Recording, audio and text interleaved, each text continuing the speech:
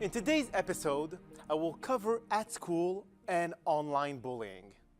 Nothing can be further from the truth that kids will be kids, and sometimes logic and consciousness do not work relatively well in the majority of cases. For most bullies, they come from a broken home where they're probably beaten by their parents and feel very weak and helpless. As they can't really fight back, they channel that energy and anger towards other students who can't really defend themselves and have to suffer from the wrath of these bullies. There are certainly many different cases as to why bullies would attack certain kids and not others. Some cyberbullies may also attack someone just for the fun of it and see how far they can take their prank. In recent studies, cyberbullies are individuals who are already ashamed of who they are, and they can't accept dealing with their own miserable life. So their goal is to make others feel miserable about themselves in the hope of projecting this negativity and energy into others. By doing this, they feel less likely to delve into severe depression as they're focusing their energy into making others fall into this depression. They revert back into making others feel awful about who they are so the bully can feel better about who or she is.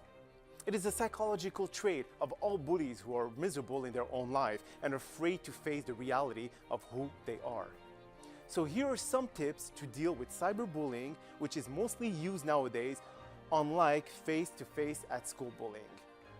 First, do not respond, as if you do, you fuel the desire for the bully to pursue their prey, which is you. Do not reply to anything that has been said or retaliate by doing the same thing back. Saying something nasty back or posting something humiliating in revenge may make matters worse or even get you into trouble. Second, keep record of everything the bully is doing online by taking screenshots of their strategies. That can help you through legal procedures in the future. Third, block and report them to the social media platform you're being bullied in. Most online platforms have this function. Make sure you block and report the offending user to the appropriate social media platform. Fourth, express it to others that you are a victim of cyberbullying. As you are sharing your experience with others, it is possible to learn from someone who has gone through the exact same thing and can provide valuable help. Fifth, report it. If the bullying happens in school, make sure to speak to your principal or counselor, as they will take action and put a stop to it. Many schools nowadays have the zero policy for bullying, and the culprit can be kicked out of school. Six, it can be beneficial to address the problem directly to them. In some cases, the bully may feel threatened by you in some way and retaliates by making you feel less of a person, so they can bring you down to their level. If you understand the cause, you can address it and clear the clash between you both.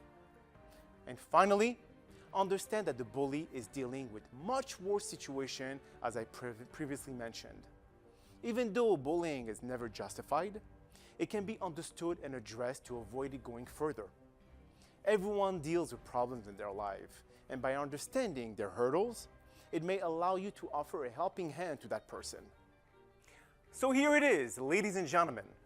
Hope this episode gave you a little more insight on how to deal with the many uncertainties of life and how to come out a winner. Life is not easy, as we all know it, but it is really up to you to decide how you want to manage it. You can't really control everything happening in your lives, so for the things that are out of your control, it is important to determine how much of a lesson was learned from the experience and what you can do to avoid similar circumstances to happen again. Now, we all want to grow, become better people, and live a happy life. Now, if you're experiencing difficult challenges, you may need to seek the help of a life coach. Every problem in life already has a solution glued to it. You just need to figure out how to find it. I hope this episode was helpful, and stay tuned for our future episode coming up very soon.